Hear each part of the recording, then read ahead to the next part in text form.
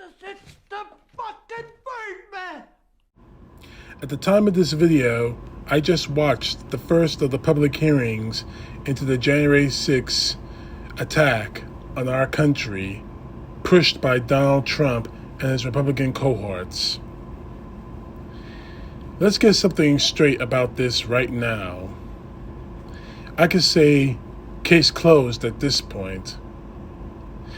The committee chair, Benny Thompson, and of course, Liz Cheney delivered their remarks and their opening arguments perfectly, making it complete and clear that Donald Trump and his Republican cohorts had everything to do with what happened on January the 6th. Now, during this public hearing, the first one, we saw some things that, quite honestly, we never thought we would see. Among them, the testimony to the January 6th committee of Billy Barr, the former Attorney General, who said quite personally that he wasn't going to take place in the conspiracy to steal the election from Joe Biden in the hopes of getting Donald Trump reelected. I believe he called it bullshit in the video. The fact is, tonight, we got the 5 W's. The 5 W's that Republicans have been screaming that they don't want to know or want made public. They told us the who, the what, the when, the where, and the why of what happened on January 6, 2021. The who is obvious. Donald Trump and his supporters. The what? The attack on the United States Capitol. The when, obviously, January 6th. The where, Washington, D.C., the nation's capital. And the why is all too obvious. Donald Trump lost the election and pushed an insurrectionist attack in order to try and stay in power. And it failed miserably. But the fact is this. Tonight, they gave us all the evidence we needed to bury Donald Trump. Not just to end his political career, not to damage him a little bit, but to bury him.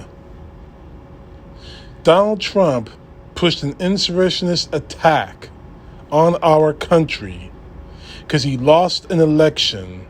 He riled up his most gullible base for an attack on our election, on our country, in the vain hopes that would help them be re-elected, or at the very least, get the election overturned and reinstalled as president of the United States. And it failed miserably for 2 reasons. Because A, Donald Trump wasn't smart enough to stop it, and B, his supporters were too fanatical to stop themselves. But the number one thing that really got me about these hearings is the point that both of them, Cheney and Thompson, hammered to the American people. That Donald Trump did nothing to stop it. Not only because he didn't want to stop it, because he was actually enjoying it for hours. But here's the real point that they're trying to make.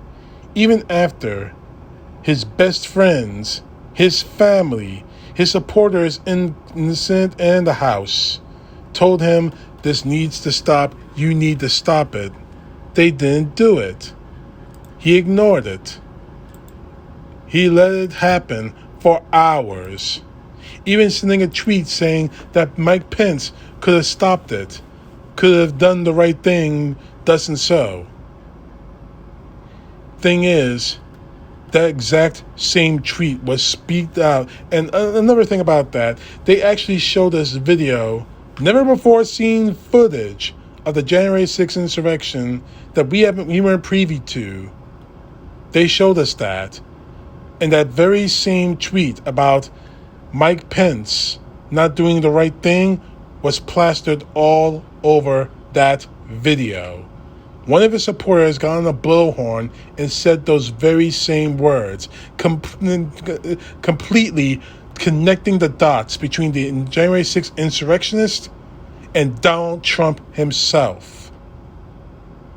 And even after Donald Trump's family, Donald Trump's friends in Congress said, this needs to stop, you need to stop it. You can stop it, President Trump. Donald Trump did nothing to stop it. And both of them, Thompson and Cheney, hammered all of us with it.